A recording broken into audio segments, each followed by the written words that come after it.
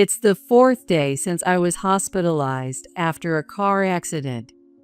My daughter, Karen, visits me almost every day after school. Hey, Karen, did you tell your dad about me?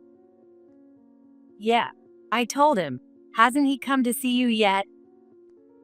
Despite his wife being in the hospital, my husband Matt hasn't visited me even once. I felt a bit sad about his indifference.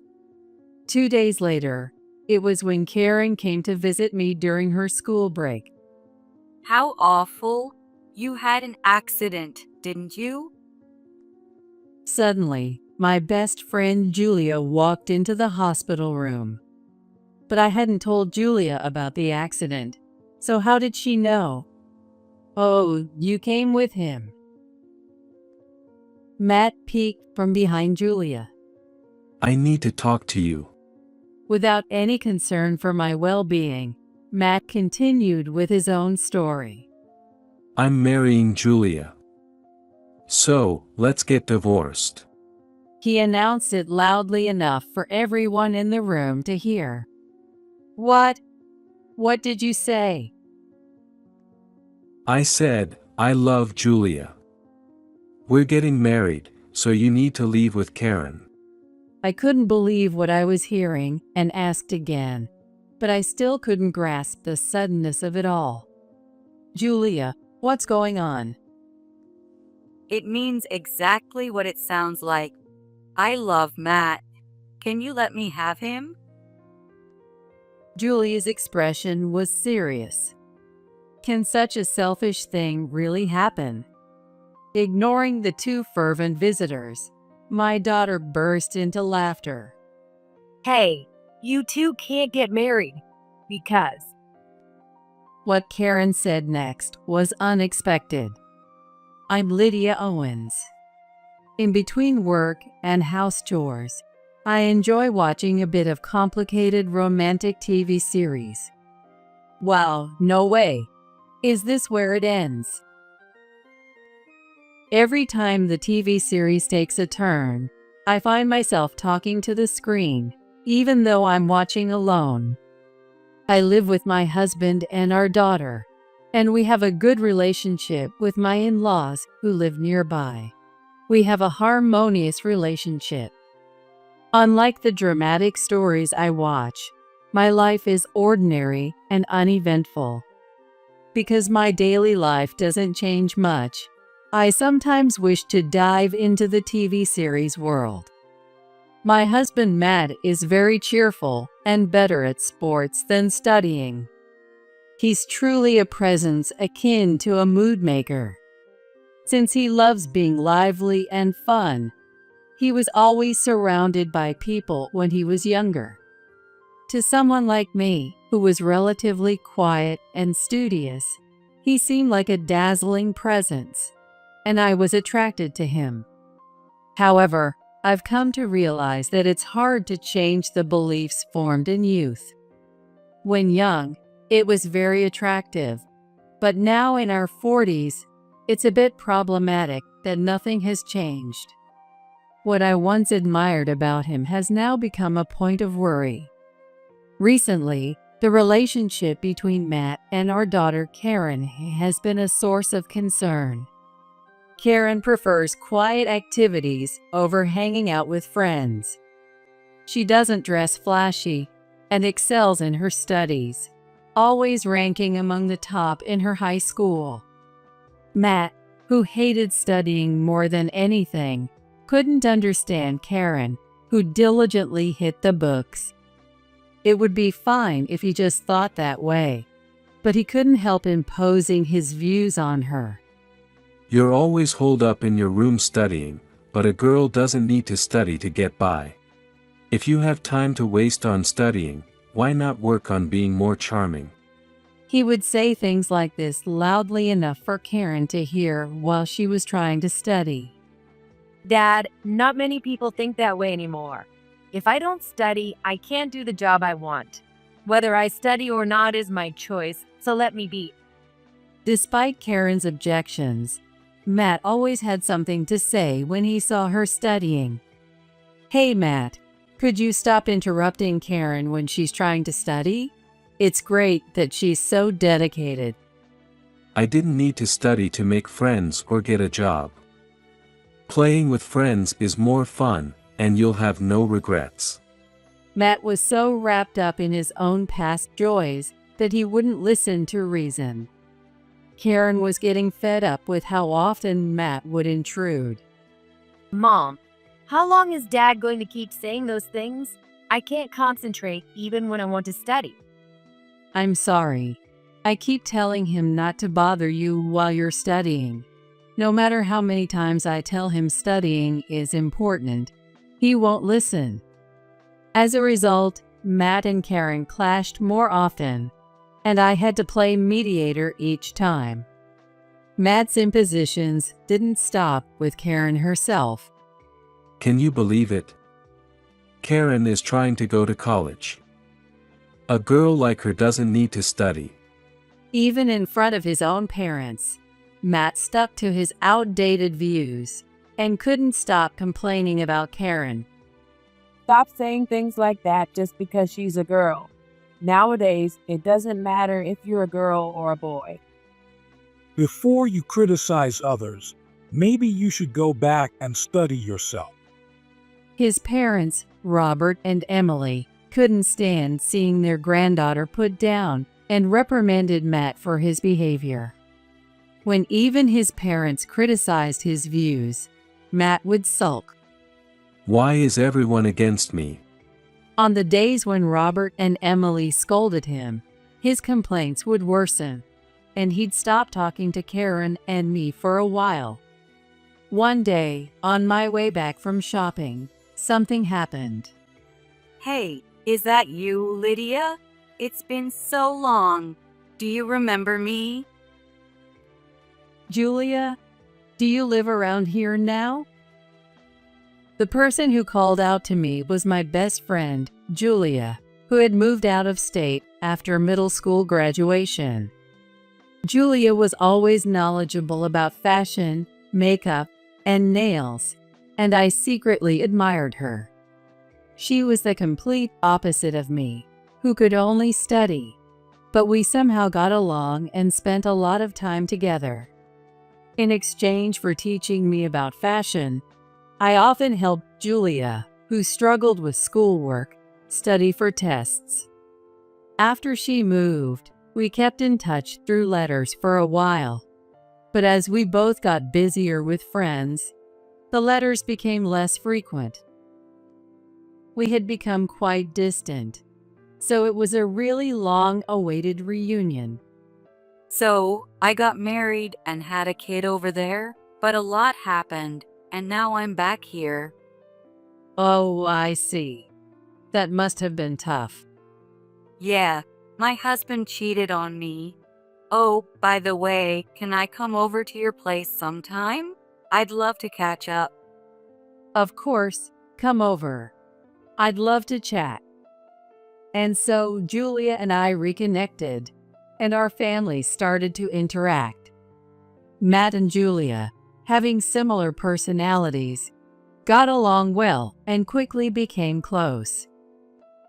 Whenever Julia visited, they would have lively conversations, as if they had always been friends. Julia's daughter was around the same age as Karen, and, like Julia, was very fashion conscious. Every time Julia and her daughter came over, Karen would try to be friendly, but they didn't seem to get along well. She told me, "It's unbelievable that you're not into fashion or dating." And she said my face and clothes are plain. She's a bit younger than me, but she makes me feel looked down on. Karen seemed frustrated and would quietly vent to me after they left. Everyone's different, so it doesn't matter what you do. Don't worry about it.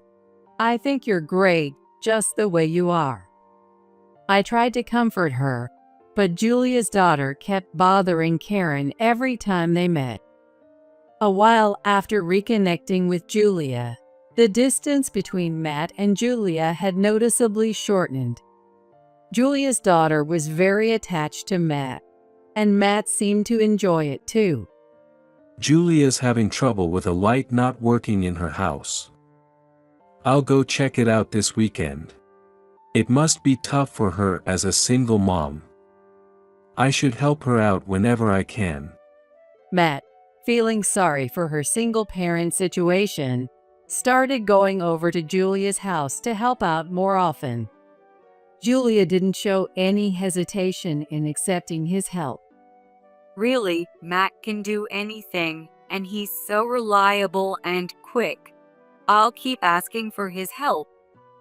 Julia praised and flattered Matt right in front of me. Matt, enjoying the attention, wasn't entirely displeased. As a result, Matt started mentioning Julia more often and became more engrossed in her. Julia, who used to come over frequently, started visiting less often, while Matt began spending more time away from home. Dad, don't you think you're going over to Julia's too much lately? Does she really need that much help? I don't think Julia is completely helpless.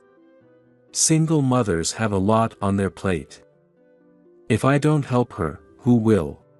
Both Karen and I were growing increasingly frustrated with Matt, who seemed more concerned with Julia's household than our own.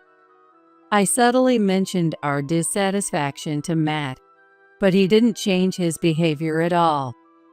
When he went to Julia's house 3 days in a row, Karen and I couldn't just let it slide. Can you focus a bit more on our family?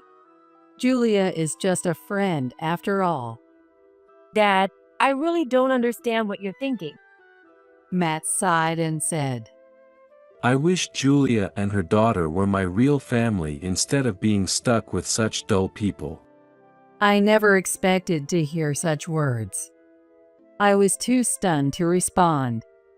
My love for Matt started to fade away. After this incident, our home life grew colder. Conversations between Matt and me became minimal, just the bare necessities. Matt and Karen seemed more distant than ever. It was inevitable. As long as we could live comfortably, that was enough. With that thought, I went out shopping.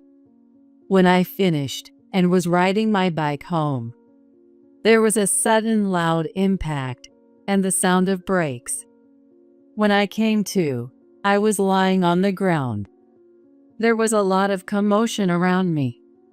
I opened my eyes slowly, trying to understand what had happened. My bike was thrown far away, and my groceries were scattered.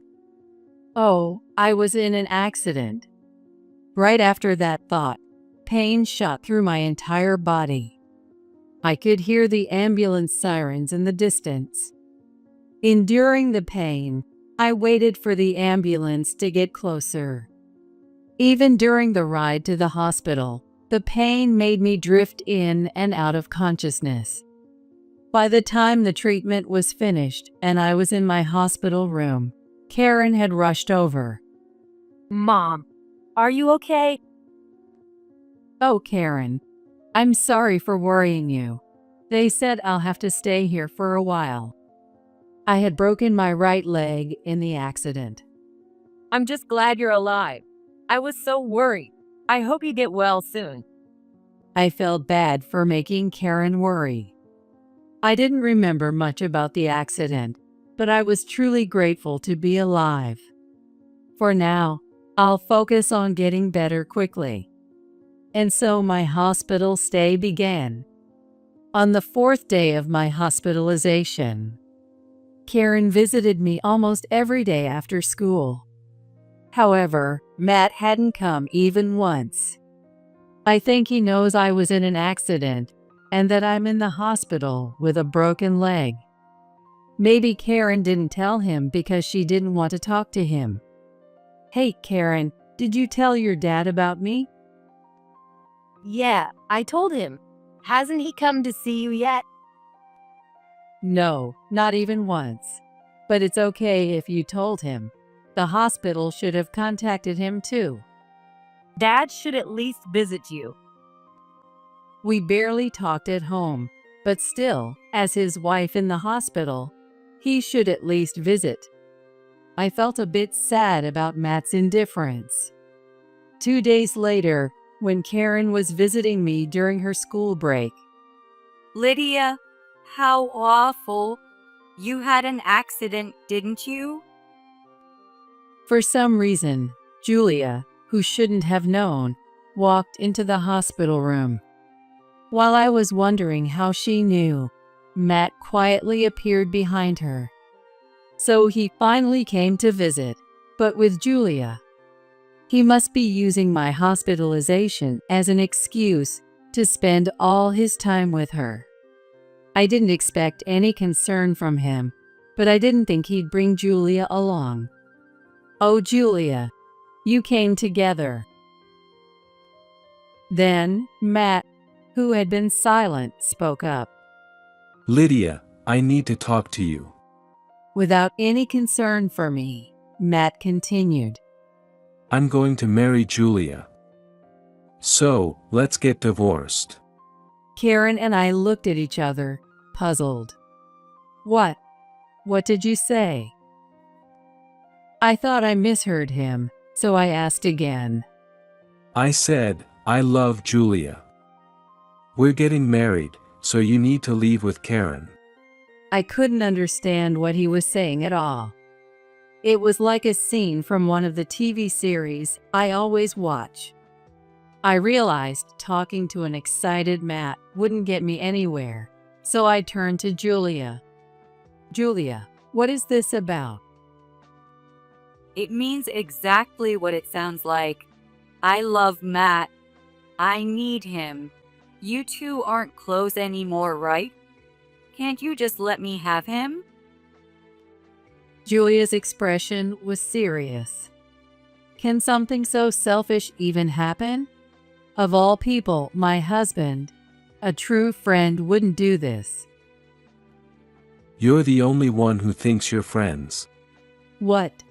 What do you mean? Right, Julia? After Matt called out, Julia began to speak. Lydia, you've always been plain. You never matched my level of style. But you were smart, so I stuck around because it was convenient. Those tests back then, you really helped me out. Julia saw me only as someone useful, and I was the only one who thought we were friends. Feeling good about belittling me, Julia continued. Matt and I get along well, and he seems happier with me. I think I'm more suited for him. With a smirk, Julia whispered in my ear. And besides, he doesn't seem to have any money problems, you know.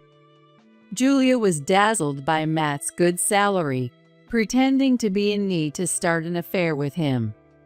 She planned to kick Karen and me out and take my place. Matt, completely taken in by her, genuinely fell for Julia. Now that I was conveniently hospitalized, they wanted to finalize the divorce while I was unable to act. Their reckless behavior made me want to sigh. I never imagined something like this would happen to me, like a scene from a TV series. Matt and Julia waited triumphantly for my surrender, while I was troubled by the two excited individuals. Karen, who had been silent until now, started laughing. Hey, you two can't get married. Dad, don't you know? What Karen said next was unexpected. Julia, you're in the middle of a divorce because you cheated, and you're being asked for a hefty alimony. When we reconnected, Julia had said her husband cheated on her, but that was a complete lie. It turns out Julia was the one who cheated and was asked to leave, leading to divorce proceedings. During the divorce, she was looking for her next financial support and found the perfect target in Matt. Julia planned to get divorced once she secured Matt's promise to marry her and waited for the 6 months until they could remarry. Moreover, she planned to control the household finances after remarrying to cover the alimony for her husband and her affair partner's wife with Matt's money. That's not true. I really love Matt. Julia shouted. Still, Karen continued unfazed. Well, Julia's daughter told me everything. She talked about a lot of things. Well, in the end, my mom and I were mocked as if we were disposable. Karen had somehow sensed the relationship between Matt and Julia. Predicting it would come to this, she used Julia's daughter to dig up any dirt she could. Julia's daughter looked down on Karen, so when Karen mentioned the potential divorce between Matt and me, she spilled all the family secrets to assert her superiority. Thanks to this, Karen learned about Julia's plan and was ready for trying to make it a trump card for when the time came. Her ability to calmly assess situations and gather information might be due to my consistent efforts in her education. All the divorce and legal knowledge I shared from the TV series I watched seemed to have paid off.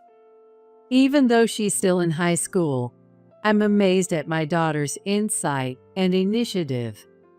Julia, realizing her plan had been exposed, frantically called her daughter. What the hell did you blab about? Because of you, my plan is ruined. I'm left with nothing. I finally found a good cash cow. Julia started arguing with her daughter over the phone. Hearing this, Matt finally realized he had been seduced for his money. Ha! He was so stunned by the sudden turn of events that he couldn't speak. It turned out Julia had targeted Matt because she thought he was rich, assuming he was the president of a company. In reality, Matt just worked at his in-laws' company, but he had acted like he was in charge to impress Julia. Matt's usual jovial and boastful nature had backfired, and all I could do was chuckle at the absurdity. Knowing Julia's entire plan and intentions, Matt panicked. I'm sorry, Lydia. Please forget what I said earlier. What words are you referring to? Karen's calm interjection left Matt flustered. I lied about wanting a divorce. I just said it in the heat of the moment. It was a lie. Matt, while slouching, is quietly observing my demeanor without saying a word. Lydia, are you listening? Yes, I can hear you clearly. Even if he was deceived, I couldn't forgive him for cheating with Julia. If Matt had used his judgment, this wouldn't have happened. Both Karen and I couldn't forgive Matt. As we remained silent, struggling for words, Matt said, But you two can't live without my income, right? A divorce would be tough. His moment of remorse quickly vanished as he threatened us, saying our life would be hard without his earnings. Matt seemed confident that Karen and I couldn't manage without him. We can manage just fine without you, Matt. We'll go ahead with the divorce as you suggested. And I'll be sure to inform Robert and Emily about this. No, please don't. I'm begging you, don't tell them. No matter what you say. What's done is done. For now, I asked him to leave and sighed deeply once I was alone in the hospital room. I wondered how the protagonist in the TV series would handle this. But deep down, I already knew my answer. First, I needed to heal my leg. A few days after that chaotic scene, I was discharged from the hospital. Thanks to rehab, I got quite good at using crutches. Even at home, I used crutches to get around, but I could manage daily life slowly but surely. Even after I was discharged, Matt kept begging me to take back the divorce. I remained silent, and Karen would blame him whenever she saw him.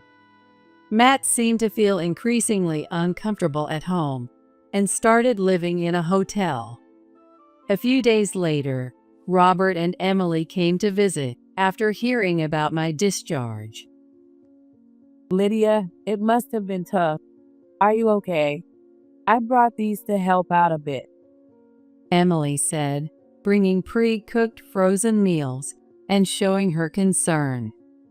By the way, Matt took the day off yesterday. Is he feeling unwell? Actually, Matt's been living in a hotel. The truth is. I explained to Robert and Emily the whole sequence of events, from Matt meeting Julia to their affair. So he met my old friend and had an affair, then fell in love for real. While I was in the hospital, they both came to demand a divorce and told me to leave with Karen because they wanted to live in our house. Is that true? What's he thinking? There's more to the story. I told them about Julia's ongoing divorce and alimony debts, and how she planned to marry Matt for financial support. Matt's mistake was boasting that he was the company president. Did he really say that? What a hopeless fool. But trying to abandon Lydia and Karen is something I can't forgive. We need to talk to him, Robert. Indeed, he needs a serious wake-up call. So, a few days later, we called Matt to his parents' house for a talk with me and his parents. You've been cheating, haven't you? Matt stayed silent, looking guilty. Not only that, you tried to kick Lydia and Karen out. What were you thinking? Abandoning your own wife and child is unacceptable. Finally, Matt spoke. No, you don't understand. I was just tricked. He tried to play the victim, claiming Julia manipulated him into seeking a divorce. If I had known she was after my money from the start, I never would have done this. It's Lydia's fault for reconnecting with her. Matt wouldn't admit his mistakes. Instead, he blamed me. Seeing this, Robert's expression darkened. What? Are you saying it's not your fault? You still cheated. And you lied about being the president of the company? I was planning to have you take over, but I can't trust you now. You're fired. Robert's anger was palpable as he finally disowned Matt. Matt, you really let us down. Meanwhile, Emily seemed exasperated by her son's actions and lack of remorse. I'm sorry. No, my decision stands. You should be apologizing to Lydia. Lydia, I'm really sorry. Please give me another chance. Seeing Matt disowned by his parents, I felt a pang of pity. If I abandoned him too, he'd be completely alone, and my heart wavered. As I hesitated to respond, Emily spoke to me. Lydia, don't worry about Matt. Do whatever you feel is best. We're on your and Karen's side. Emily's words solidified my resolve. Let's get divorced. There's no going back. Please. Can't you reconsider? No, I've made up my mind. I'll be expecting alimony and child support. How did it come to this? And so we decided to get divorced. A few days later, Julia called. Hey, my husband found out about everything. Now I have even more money to pay. This is unbelievable. In the midst of her own divorce proceedings, Julia's husband found out about her affair with Matt, raising her alimony. Not only that, but Julia's husband also demanded alimony from Matt. As a result, Matt lost most of his assets to alimony and child support. The scandal involving Matt and Julia quickly spread through our small town, making it difficult for Julia to stay. She soon moved to a nearby town, but struggled to make a living on her own. Having relied on her husband and affair partners, she found it tough to live on her own income. Meanwhile, Matt started a new life alone and found a job in another town. Having often slacked off and taken advantage of the family business, he now faced a harsh reality. His new jobs didn't cater to his whims, and he kept failing. Matt, struggling with both work and personal life, turned to gambling, becoming increasingly addicted. His gambling addiction became extreme. Despite having to pay alimony and child support, he borrowed money to continue gambling. A while after the divorce, Matt called me. Sorry. I might not be able to make this month's payment. I don't have enough money, Matt said in a weak voice. I felt sorry for him, but couldn't find a way to help, struggling to find the right words. I heard that he had also called his parents recently. Dad, can you lend me some money? Just a little. I'm really in trouble. Unable to manage his growing debt, Matt sought help from me and his parents. However, not only I, but also his parents refused to help, leaving Matt at a loss. I hoped he would escape from gambling and gradually repay his debts. Hoping there was still some diligence left in Matt, I spent my days occasionally hearing news about him through the grapevine.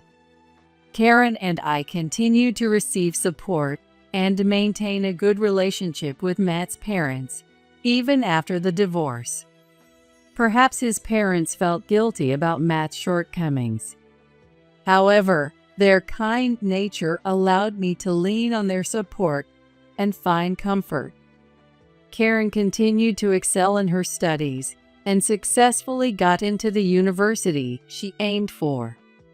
Thanks to my income and support from Matt's parents, Karen is enjoying a fulfilling college life. With the warm support from me and Matt's parents, Karen seems set to pursue her dream of becoming a researcher.